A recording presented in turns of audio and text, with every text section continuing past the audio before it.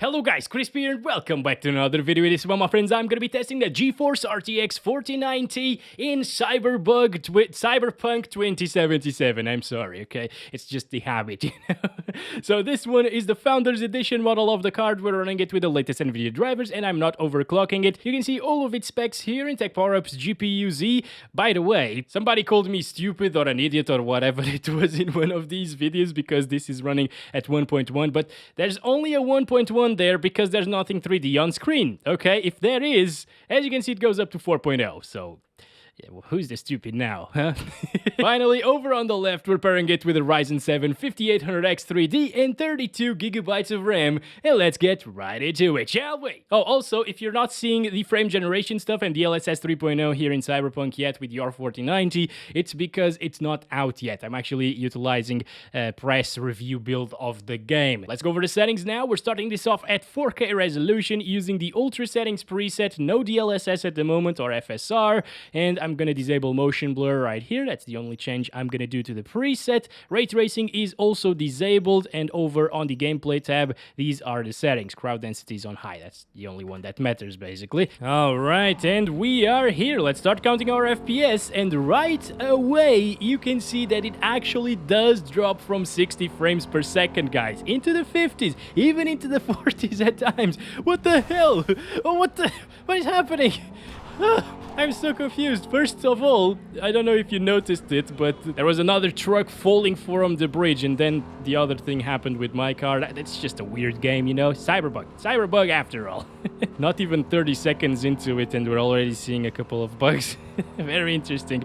So, yeah, you might think this is not really all that impressive, and honestly, goodbye, Bob. It kind of isn't. You know, if you don't enable DLSS, this game is just not gonna get 60 plus FPS at ultra settings and 4K resolution. But if you think about it, something like my 3080 Ti actually got around 30-ish FPS on average, so it's a good bump up in performance compared to the previous generation. 3090 performs, oh boy, almost the same as the 3080 Ti, by the way, for reference. So yeah, it's a good bump up in performance, but it's still not enough to get you 60 plus all of the time if you want that native resolution experience. Good thing is though that DLSS in this game looks amazing, by the way. So I would definitely choose to enable it here. It actually makes up a little bit more detail than the native resolution, which is interesting, probably because of the TAA implementation in this game. It's forced TAA, you can't disable it, unfortunately. So yeah, DLSS ends up being a little bit crispier and a little bit more detailed, especially at lower resolutions. I noticed that at 1080p, and I made a little comparison a while ago, testing another GPU. But anyways, that's it for ultra settings. 54 FPS average, 41% lows. By the way, the benchmark run that I use here goes through a couple of really intensive areas in the map, and that's why we're seeing FPS lower than 60s, because in the built-in benchmark of the game you actually see 60 plus FPS on average, or close to 60 at least. I went to enable some Nvidia DLSS without frame generation first and on quality. You know, Nvidia actually recommends performance at 4K, but I can't tell the difference between quality and performance, so I'll go for quality here. And I'm not sure if you can tell in the video, but it looks way better than it did previously. So let's start counting our FPS now with quality DLSS and ultra settings. And now we are getting 60 plus all of the time, basically, even here in the most intensive area of my benchmark run. And we're starting to be a little bit CPU bound as well. You can see that the GPU utilization is not maxed out. I didn't really think this would be the case with the 5800X 3D, honestly, because this CPU is pretty fast. It's close to a 12900K on average in performance, but I think the Intel stuff actually do better here in Cyberpunk 2077. DLSS on quality is definitely enough to put us above 60 FPS all of the time, which is great to see here, but honestly I was expecting a little bit more because the frame generation stuff just blew my mind in this game, and when I enable it, you'll see. It gives you a massive improvement, but I'm curious to see if there are any artifacts and stuff like that in this game, or noticeable ones, because I actually noticed a lot of artifacting in Microsoft Flight Simulator with frame generation enabled. But anyway, so far so good, close to 69 FPS on average, so you know that's it's the perfect experience, almost. If the GPU wasn't as good and the FPS were just a little bit lower, it would be perfect. But well, unfortunately, we couldn't really see those 69, so yeah, very, very big shame over here. I'm just kidding, of course.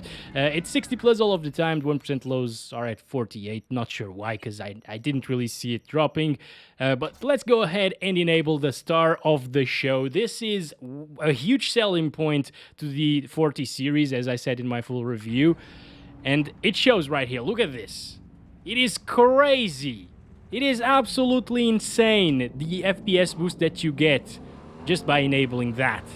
And if you want even more FPS, around 140 to 150 on average, play with Performance DLSS. But as I told you, I can spot a little bit of a difference between DLSS on performance and quality, even with frame generation stuff. So yeah, I don't really recommend the performance if you have a big monitor, but maybe if you have like a 27-inch 4K monitor, it's fine. I'm actually utilizing, oh boy, I'm stuck here. A 32-inch 4K monitor for these tests, so I can tell the difference. And honestly, guys, right now it might be a little bit softer than quality DLSS was previously, but it was really sharp anyways. And I'm not really noticing any weirdness, any artifacting, at least around here. Of course, you guys are probably able to spot that a little bit better because you can slow down the video. That's a good idea, actually, for you to do. I can't really notice anything wrong with it. Maybe some flickering lights here and there, but I'm not sure if that's because of frame generation. That road over there looked pretty weird at the distance as well. I could notice that. And cars are just popping out of nowhere, by the way. That's not due to frame generation or anything, it's just a game.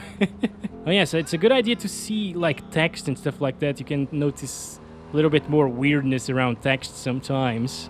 But I'm not really noticing anything wrong with it, honestly, guys. Or not at least to the point where it's game breaking. You know, a road at the distance not being properly rendered for a split second, it's not really a big deal to me, at least. And that performance improvement is so good that I would definitely choose to play with frame generation enabled here in Cyberpunk 2077. Look at that, 113 FPS average compared to like 74, 73 previously without it enabled, and with almost the same visuals. I think it's totally worth it. Also, let's talk a little bit about the input lag, because that's also very important when playing with frame generation. This technology... Shut up. Stop, please. Okay? Well, there's a little camera. I've never noticed that, actually. Very interesting. But yeah, this technology actually introduces more input lag into the game, and you can sort of notice it a little bit. Okay, let's just grab this car, guys. I really like this one, so yeah. You can notice it a little bit, but it's not really a big deal because this is a single-player title. If this was an online competitive first-person shooter, I wouldn't enable FG, because you can tell that the input lag is pretty much the same as it was at like around 70 frames per second. So it's not really that impressive in that regard. Also, ooh, I could see a little bit of weirdness there. Also, I'm not really sure if those shadow problems are because of frame generation. I'm gonna disable it again to see it. Damn camera stopped recording while I was talking. Anyways, let's go. Just want to see... Oh no, that's just the normal game. Okay. Like, I will zoom in so you know what I'm talking about, but yeah. So the game actually has a small render distance for shadows and stuff like that, apparently. Anyway, let's stop it there, and let's go down to like the high settings. For those of you that want the native 4K resolution, this might be a good idea to play on high and disable motion blur. Everything else still the same over here as well, and 4K resolution. Now we should definitely, yeah, we are definitely able to get 60 plus all of the time at native high settings. To be honest, I think my 3080 Ti still dropped from 60 FPS. Oh! Here, using the high settings at native 4K resolution. This is extremely intensive, guys, alright? And I remember the 6900 XT especially struggling a lot at 4K high, getting around like 40 FPS or whatever it was. Yeah, I have the videos in Cyberpunk here in the channel on those GPUs if you are interested in checking that out. But yeah, if you want the native 4K resolution experience with 60 plus FPS, which I feel like is a decent experience for Cyberpunk 2077, because again, it's a single player title, you can have it, absolutely. And enabling DLSS will probably make it buttery smooth here on high settings. So can't wait to see what it can do with DLSS enabled. You know what? Let's stop it right there because you already saw that it's extremely good. And let's enable DLSS without frame generation first. Quality. Okay. Wow. It is definitely a little bit sharper. What the hell is this guy doing? He crashed and now he's running away. The other one doesn't care at all. It's so weird. But yeah, we're getting around 100 FPS now at high settings, 4K resolution with quality DLSS, dropping down into the 80s there because this is a very intensive street, especially in that area where it dropped, and not anymore. Oh, what the hell just happened to the shadows there?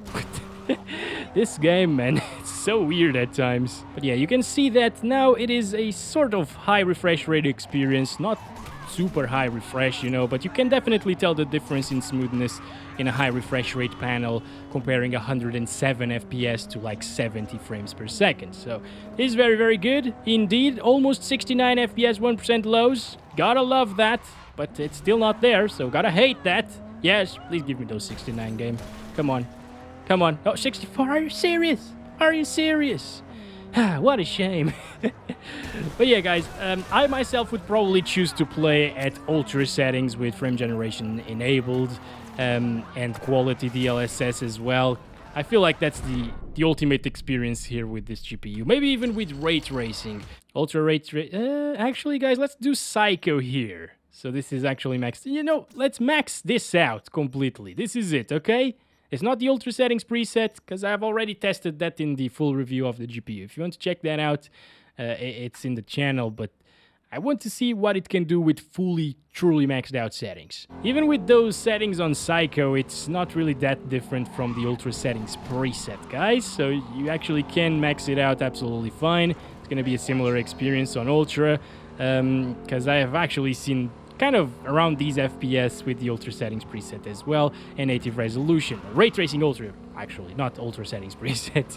Ray tracing ultra settings preset. This is insane that we're actually getting 30 plus FPS all of the time. The last generation just got completely wrecked using these same settings at native 4K resolution. You definitely needed to use performance DLSS to play on the ultra ray tracing preset at around 50 to 60 frames per second with the 3080 Ti, so maybe the 3090 Ti could do 60 plus on average, using DLSS on performance, that is.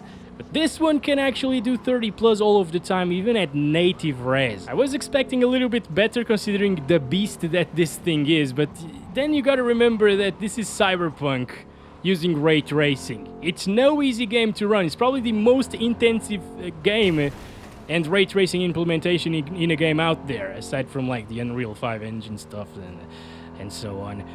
But yeah, from the popular titles, at least this is definitely the most intensive one when you turn everything up to the maximum. And we didn't really see it drop from 30 frames per second there, which is great. So if you don't mind the 30 FPS experience, which you probably should mind if you're paying this much for a GPU, this is it. So of course, the next thing to do is enabling DLSS on quality and no frame generation.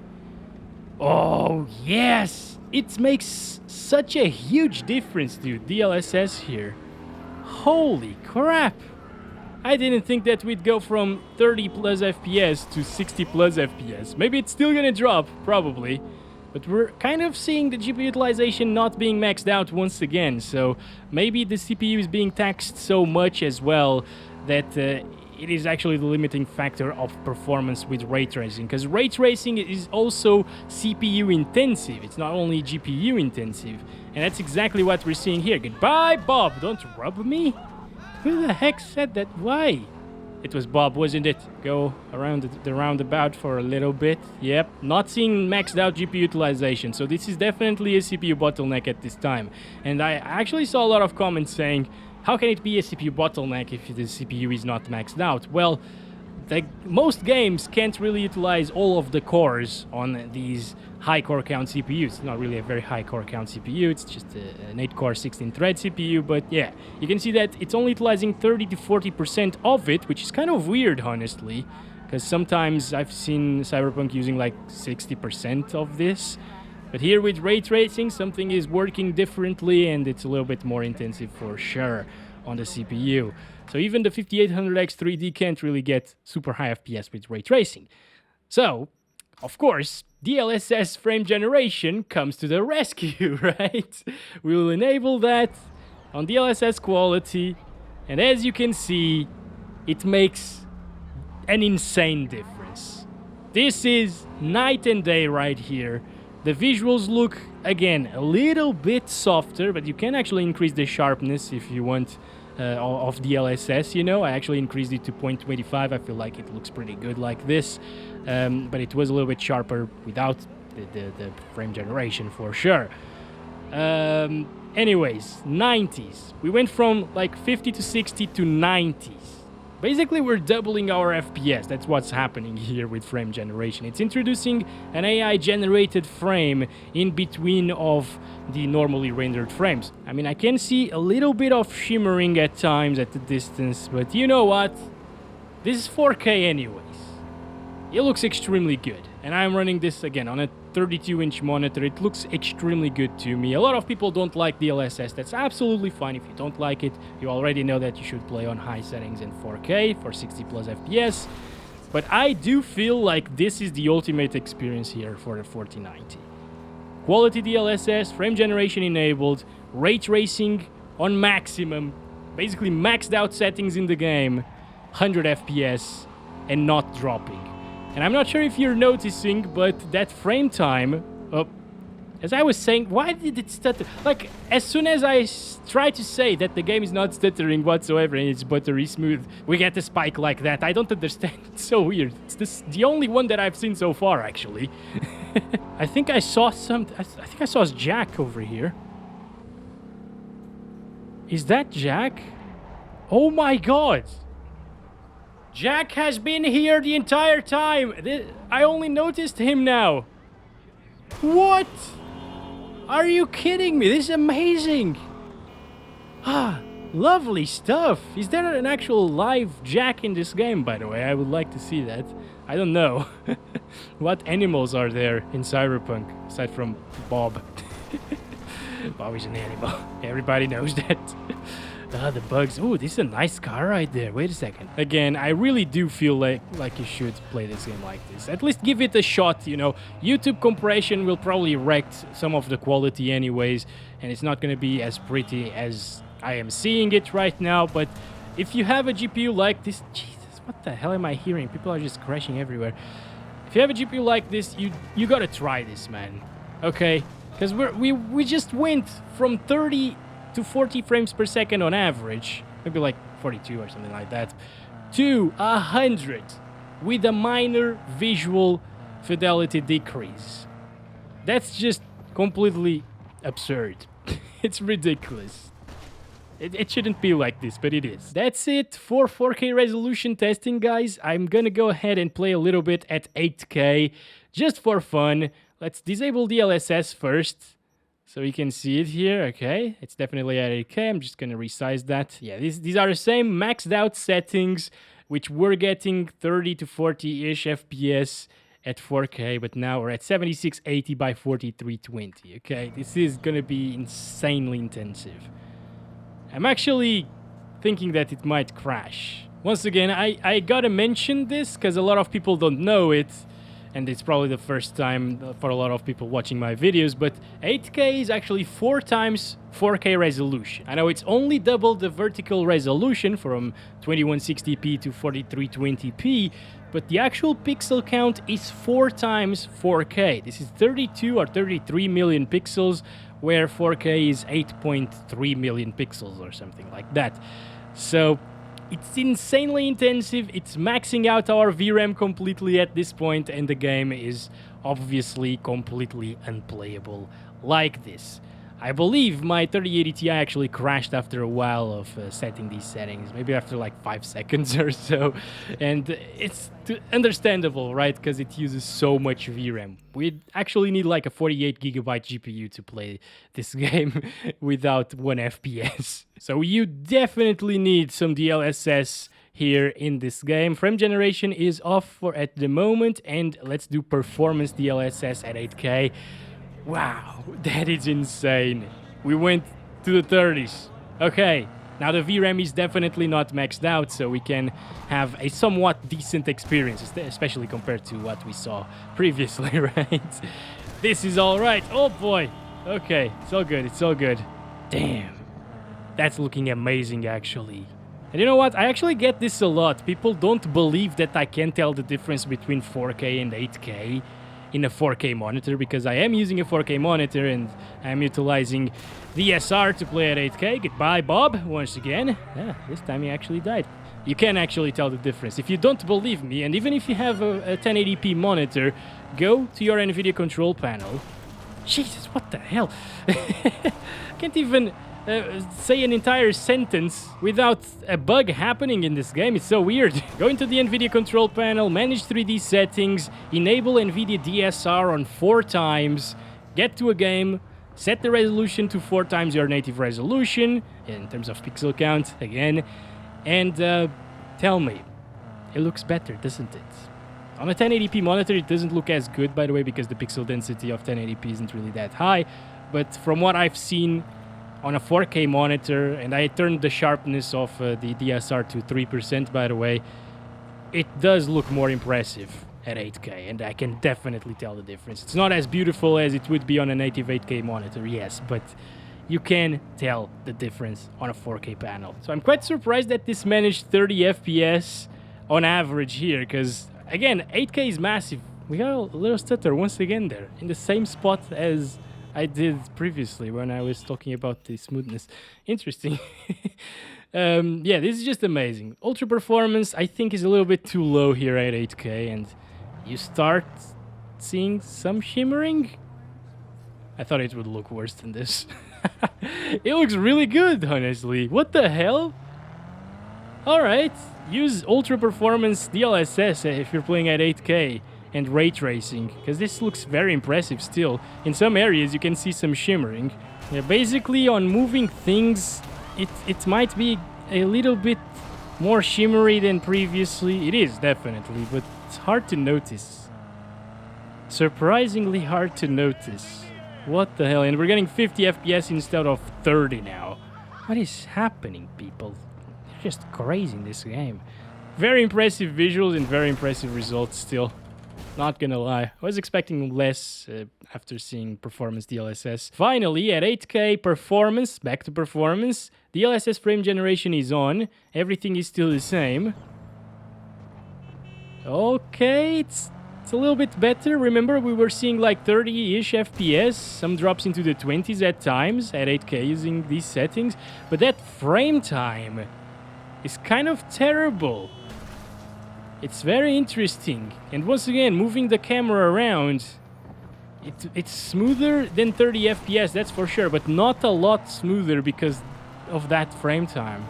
It doesn't feel like close to 50 FPS for sure. Ultra performance DLSS without FG was actually smoother, way smoother, indeed. Super weird, actually. I've seen some issues with 8K resolution and frame generation in a lot of other games, by the way, so this doesn't really surprise me too much. I was expecting it to get less FPS, honestly. It's getting like 15 more FPS than previously, but once again, it doesn't really feel a lot smoother than it did previously. So yeah, don't use frame generation if you're playing at 8K resolution. It's not worth it in any game that I tested so far. Let's do Ultra now with no DLSS and no motion blur. Ultra settings preset. Give it a little bit of time to load everything, because sometimes it needs that. Jesus Christ, 12 FPS! Insanely bad. But expected because, well, at 4K it didn't even get 60 plus at these settings, so yeah.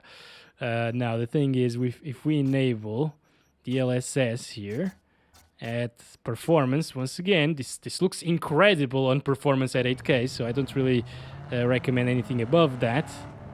It's not too different from what we saw using ray tracing, interestingly enough. What the hell? It might even drop from 30 FPS sometimes. Not sure though. It's not dropping yet. Yeah, I don't think it's dropping from 30 FPS, but the difference is not that big compared to using the ultra ray tracing here at 8K. Oh, now it's dropping. Interesting. Very interesting results. Of course, nobody's gonna play at 8K, and this is just for fun, but hey. Finally, for the last settings of the video, we're gonna do high settings, performance DLSS. This is not DLSS, by the way. Performance DLSS. There we go. And no motion blur. This is it. High settings preset, alright?